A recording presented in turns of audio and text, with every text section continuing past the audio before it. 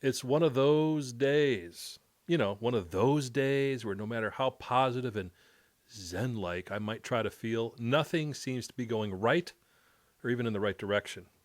There's evidence all over the place that perhaps the best solution would be to simply turn off everything electronic, except for the television, and watch reruns of the Andy Griffith Show, where if nothing else, A, everything's in black and white, no gray areas to worry about, and B, no matter what, Andy's good old down-home demeanor and common sense will save the day, and tomorrow will be another chance at the old fishing hole. I guess my inner Andy is around about 70% of the time. Slow it down. Things are going to work out. As Barney would say, yeah, there's a plan, I don't know what your day's like, but today my inner Oscar is winning out over my inner Andy. And the Oscar I'm referring to is not the fish, nor the Oscar Madison, nor even Oscar Mayer, but rather the most famous Oscar of them all, Oscar the Grouch. The green guy who looks like microwave spinach, lives in a garbage can on Sesame Street. The guy that has a nasty disposition because of all the trash that keeps getting dumped on him. The bulging-eyed, flailing about, ready to go off at any moment like a bunch of bad broccoli tied to dynamite hand puppet that's controlled by a guy whose hand is apparently shoved in Oscar's orifice. I can understand Oscar's pain. It usually starts with an email, specifically email that goes without a response. I'm not sure what email etiquette is, but after the fourth one, I figure A, the person I'm contacting is swamped, and I should just let it go. B, the person I'm contacting never really had any intention of responding anyway. They just want to see how many times I do. The final option is C, of course, that email has rendered most of humanity brain dead.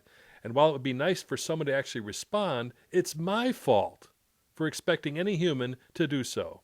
I've said this before on these pages. You'd be amazed, though, how quickly people respond when senior producer of the Dr. Oz show was on my signature line. Then Oscar groans a little more as voicemail goes unanswered. Oscar has the audacity to think that if you call someone and you leave them a message, they should, call you back within a reasonable amount of time, like a month. That little electronic communicator we call a phone is very misleading, as calls are the last thing that takes place within its module. Games, apps, texts, weather, directions, cameras, videos, and 9 billion other uses in the palm of our hand. But return a phone call? No. I have to steer Oscar clear of the television because watching all the crap is like jumping into an electronic landfill. It gets harder and harder to wash it off. Do you ever realize that they say we're always on the brink of something, be it war, Ebola, financial collapse, moral ruin, political scandal, environmental Armageddon, and the news cycle just keeps pushing information past our eyes and ears so fast that our reptilian brainstem starts to shut down and everything becomes white noise. It becomes a blur. The beheading of a human by another human, followed by the latest weather and sports? They all carry the same weight, and the Oscar groans deeply inside me. And you know the worst part? We're doing this to ourselves.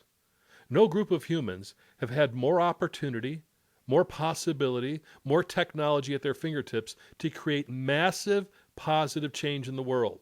Conversely, no group of humans have taken technology, opportunity, and possibility and also created havoc like we have.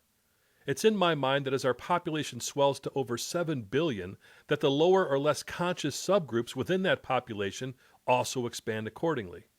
In my grandparents' time, they waited in line for food. In my parents' time, they waited in line for gas. In my time, humans wait in line for a cell phone.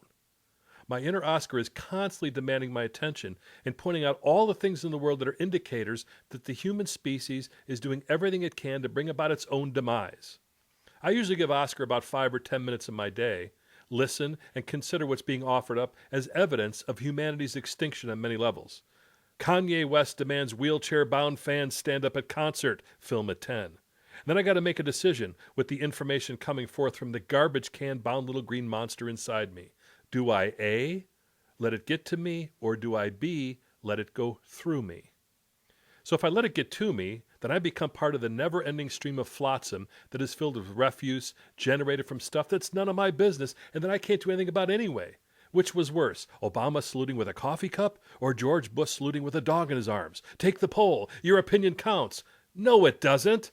Because as soon as I take that poll, I'm going to get ads for coffee or dogs or some point, something else connected to presidents. If I let it get to me, then my life, the very precious commodity of time, becomes a twisted thing, mangled inside a matrix of ads, arguments, and anecdotes about people I'll never meet, policies that have no effect on my life, and comments that only prove that I, along with most of the world, have mastered the art of majoring in minor things. But there's option B.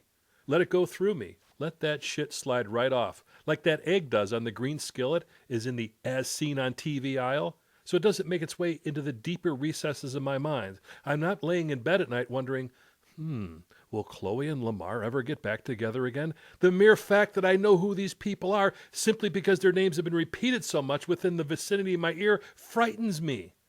But it also helps me to dislodge the thought and replace it with other ones, things that do have meaning to me, things I would rather spend whatever time left I have, spend them on that. It occurred to me a couple weeks ago after a spirited online debate over some point that seemed important at the moment, but I can't even remember it now, that if I died in my sleep, I'd have had a sad commentary on my life that included that my final hours were spent yakking online with people I don't even know over something that doesn't even really matter. My inner Oscar serves as a very important role inside me.